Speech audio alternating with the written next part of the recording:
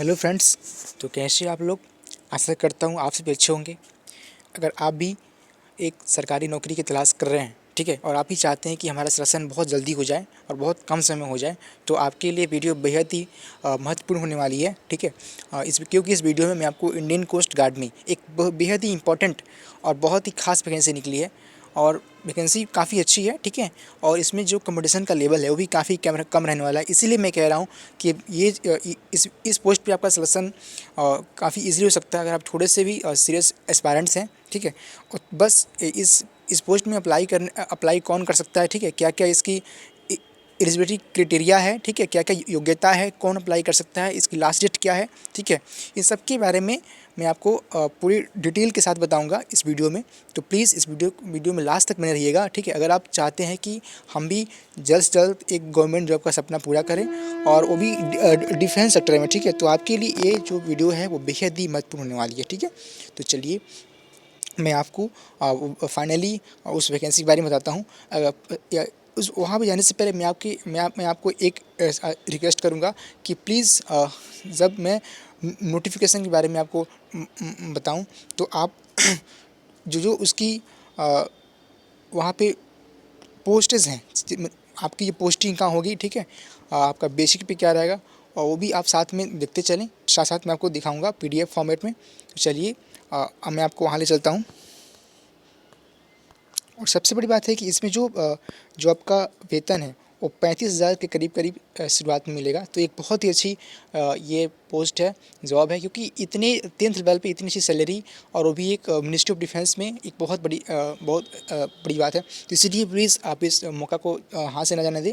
अगर आप इसके लिए एलिजिबल हैं तो प्लीज़ आप ज़रूर इसका अप्लाई करें और पूरी शिद्दत के साथ तैयारी करें, क्योंकि कहा गया है कि अगर हम किसी काम को पूरी शिद्दत से करते हैं, पूरे दिल से करते हैं, पूरी ईमानदारी से करते हैं, तो वो चीज़ हमें ज़रूर मिलती है, क्योंकि वो पूरी कायनात हमें प्रयास करती है कि उस चीज़ से मिलाने के लिए, और वो चीज़ हमको बहुत जल्दी मिल जाती है। तो ये एक यूनिवर्सल ट्रूथ है, ठीक है। तो चलिए मैं फाइनली आपको उस नोटिफिकेशन के बारे में बताता हूँ जो कि इंडियन कोस्ट गार्ड की ऑफिशियल वेबसाइट से जारी किया गया है। तो फाइनली हम उस नोटिफिकेशन के पे आ चुके हैं, ठीक है।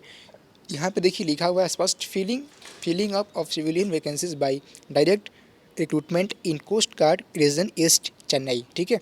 तो ये चेन्नई से ये यहाँ पे जो भी वैकेंसी निकला है वो जो इंडियन कोस्ट गार्ड का जो ईस्ट रीजन है चेन्नई, वहाँ से निकला है।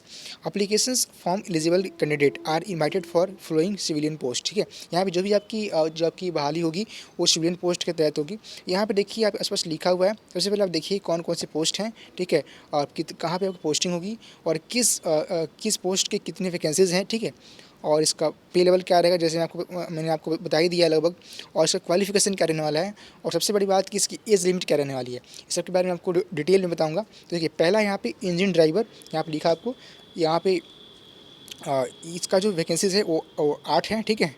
और इसका प्लेस ऑफ पोस्टिंग कहाँ होगा, चेन्नई, कारिकल, ठीक है, मंडपम, और यहाँ पे एक और है विशाखापट्टनम। तो यहाँ पे पोस्टिंग होने वाली है।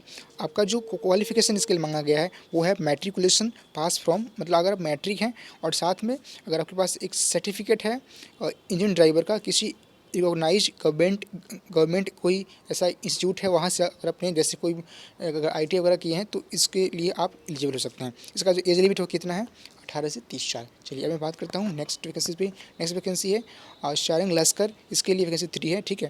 इसका भी पोस्टिंग वहीं पर होने वाला है, ये देख सकते हैं आप पोस्टिंग लिखा हुआ है। और साथ में इसके लिए जो क्वालिफिकेशन चाहिए वो चाहिए मैट्रिकुलेशन, ठीक है। और साथ में आपको एसेंशियल क्वालिफिकेशन है, सर्टिफिकेट चाहिए कि आपने ये जो पोस्ट है इससे संबंधित आपने कोर्स कहीं से करी हुई है, तो आपको वहाँ पे शो करना पड़ेगा, ठीक है। इसका जो एज लिमिट है वो 18 से 30 रहने वाला है। आगे चलते हैं, अगला जो पोस्ट है आपका वो है स्टोर कीपर ग्रेड 2 का, ठीक है। स्टोर कीपर ग्रेड 2, ठीक है, ग्रेड 2 का है। और इसमें जो टोटल वैकेंसी 4 है, तो चेन्नई, तूतीकोरिन और विशाखापट्टनम में आपकी पोस्टिंग होने वाली है।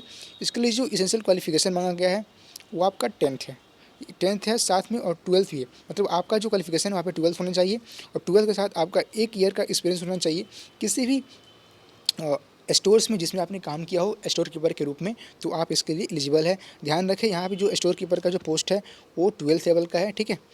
अब चलिए अब बढ़ते हैं आगे। आगे है civilian motor transport driver ordinary grade, ठीक है, MTV OG। इसमें आपकी सबसे ज़्यादा पोस्ट है, 24 पोस्टेज हैं। तो इसमें जो आपका पोस्टिंग होगा वो चेन्नई होगा, पंडुचेरी, तुतीकोरिन और विशाखापट्टनम।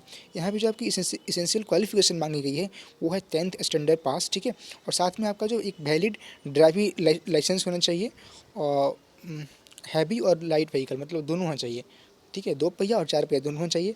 और साथ में आपका 1 साल का 2 साल का एक्सपीरियंस होना चाहिए, ठीक है। तो आप इसके लिए अप्लाई कर सकते हैं। आगे बढ़ते हैं, अगला जो पोस्ट है वो आपका यहाँ पे देख सकते हैं फायरमैन का टोटल वैकेंसी 6 है, ठीक है। और इसका भी पोस्टिंग वही होने वाला है।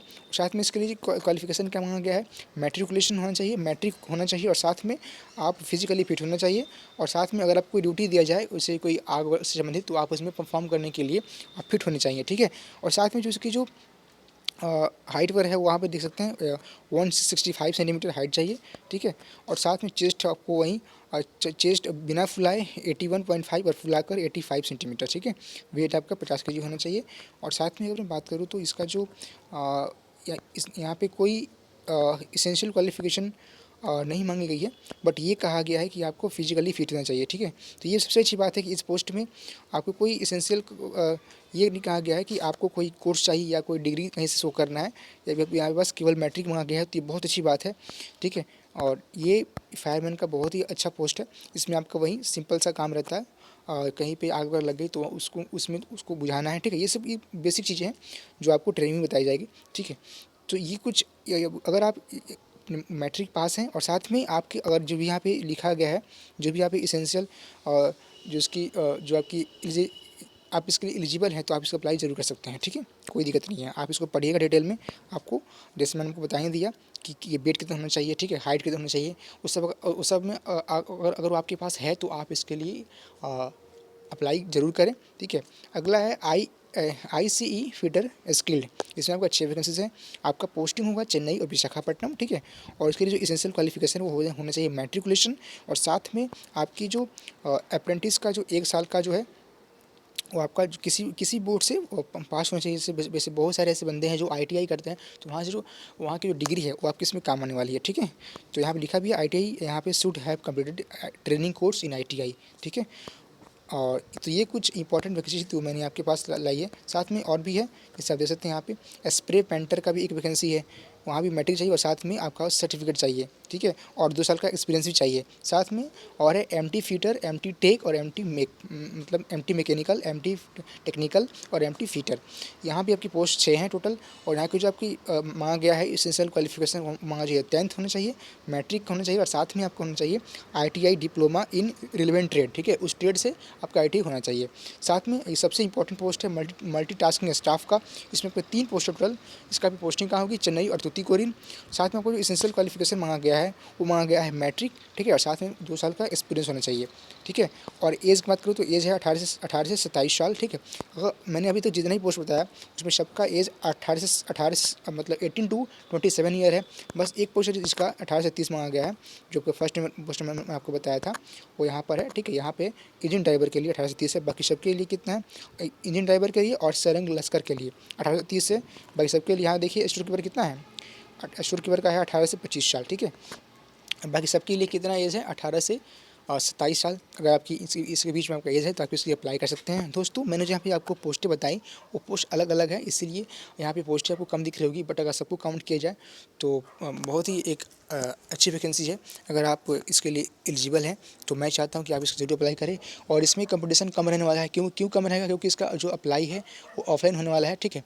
तो इसका अप्लाई ऑफलाइन होने वाला है। देख सकते हैं आप यहाँ पे जो मैं आपको फॉर्म दिखाता हूँ, इस फॉर्म को यहाँ पे जो फॉर्म है, ठीक है, यहाँ पे जो फॉर्म है वो आपको यहाँ पे फॉर्म है, मैं आपको भी शो करता हूँ।